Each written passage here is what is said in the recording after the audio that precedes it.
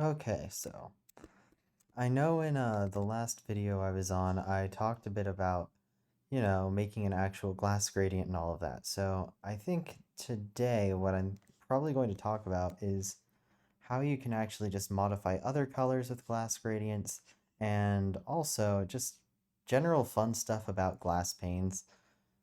I know this sounds like the most dry thing I have ever heard now that I'm saying it out loud, but trust me, it's actually a little bit more interesting than you'd think. So I'm just going to go ahead and show you that right now. Something fun that I know I mentioned with panes earlier is just like how if you want, you can go ahead and you can use them in place of a full block here, and you can get way more opacity in a much shorter area. So like here you can already see it a bit. Just like on this side, you've got a much like less saturated, more see-through color. And then on this side, it basically looks like a solid block. And there we go. It's the same gradient pattern that I showed earlier. It's just applied on a very, very different sort of angle. And look, there you go. Just like I said, you've got a pretty solid looking gradient right there. And something I will admit to doing is I cut out the edges, like I cut out the corner.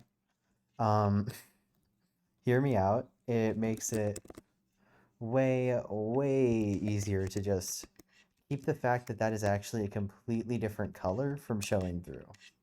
So like that. See, that turned out a lot better. Just because now you can't see the fact that there's actually just a gigantic thing of what essentially amounts to a white fog effect right here. Which is something that'll kind of break the illusion, and it's something that actually, like, made it much harder for me to figure out how to do this in the first place. I can even use these in organics, I can use these to make rocks. They basically opened up all sorts of doors because they made what was originally something I didn't think was that feasible in glass building. It made it very, very feasible. And the other fun thing is that panes you can debug. So basically, if I want, I can just make these in whatever shapes I want. Like this. I wish that they just put this in Bedrock Edition. It would make it so much easier. But yeah, it makes it so that way it's actually possible to do shaping with this too. So yeah, it's very, very overpowered. If you're wondering the sorts of things I've pulled off with this before, and the reasons why I think panes are so overpowered, this whole thing is just glass. There's nothing else that's in this. I mean, well, like there are item frames and probably this occasional light block, but that's about it. And all things considered, I think that's kind of crazy, just because, there's no way this could all be transparent blocks, and yet, here we are. It's all transparent, and the closer you get, the more you see. You can see right through all of it. So, yeah, it's all just layered glass in the end. It's all just a lot of layers and a lot of just throwing transparent blocks at each other until they actually work and form a cohesive unit. So that's probably the funniest thing about stained glass building, is that it's all just throwing things at each other until they cooperate. And yeah, it works in the end.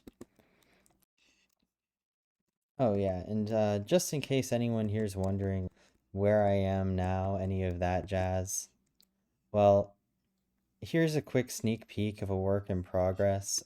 Anyways, I hope this has cleared some stuff up. I've been coming up with a lot more techniques that I've really liked using, especially since my last video, which was really just a here is how you make a glass gradient, and then didn't really go into how to use said glass gradient. It was just kind of a, yeah, here's how you build this with a lot of stat commands and way too many glass panes.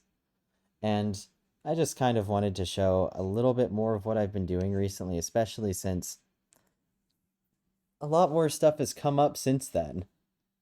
I mean, I went from just building solid walls of the same colors blending into each other to being able to go ahead and adapt that into an entire cohesive house. And it still is applicable, it still works well. So I just kind of wanted to add that update just because, yeah, I figured you guys might want to know. So, oh, there's a cloud. Well done. Leave it to me to forget that there are clouds in the build that I constructed. Anyways, until next time, I will see you around. I might make a video at some point on just how all of this came to be and how I figured out any of this. Let me know in the comments if you'd be interested in that, but I don't know. I can't blame you if you aren't. Anyways, until next time, I'll see you, and have a good day.